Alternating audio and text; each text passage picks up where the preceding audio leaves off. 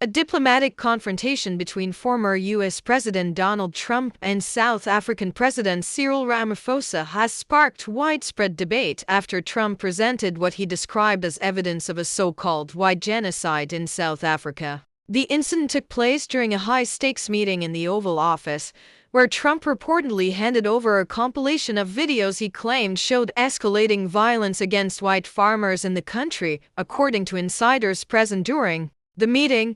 Trump expressed strong concern over the safety of South Africa's white farming population. He argued that these individuals are being deliberately targeted in what he labeled as racially motivated attacks, further calling the situation a human rights crisis that has been largely ignored by the international community. The former president's comments echo previous controversial tweets and statements he made during his time in office, in which he accused the South African government of allowing widespread land seizures and violence against white landowners.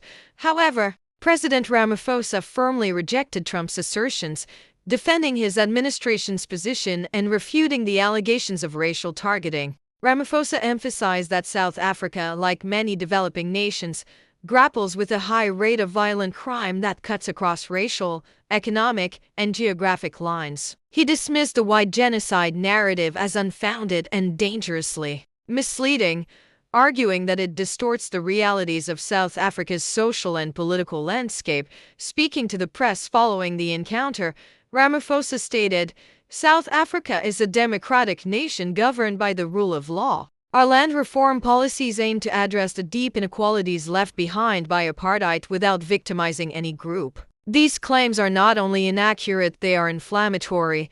Independent studies and reports from credible organizations, such as the South African Human Rights Commission, Amnesty International, and various international think tanks back up Ramaphosa's position. They indicate that although farmers, both black and white, have fallen victim to violent crime, there is no conclusive evidence that white South Africans are being systematically targeted for extermination or forced removal. In fact, recent crime statistics reveal that urban violence and general criminal activity affect all South Africans, with impoverished communities often bearing the brunt of the nation's safety challenges. Nevertheless, the confrontation has once again brought international focus to South Africa's complex land reform agenda. The government's push for land redistribution meant to redress historical injustices from the apartheid era has faced criticism and praise in equal measure. While some support the initiative as a necessary step toward economic justice, others warn that improper implementation could lead to social unrest,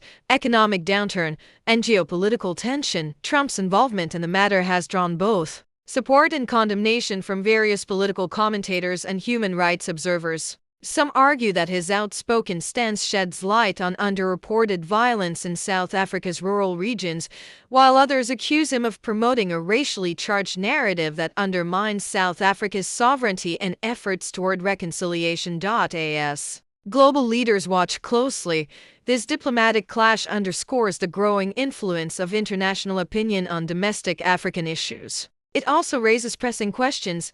How should land be redistributed in a way that promotes justice without triggering conflict? And to what extent should external governments comment on or intervene in another nation's internal affairs? This story is far from over, and its ripple effects could influence not only diplomatic relations but also ongoing policy decisions within South Africa and abroad.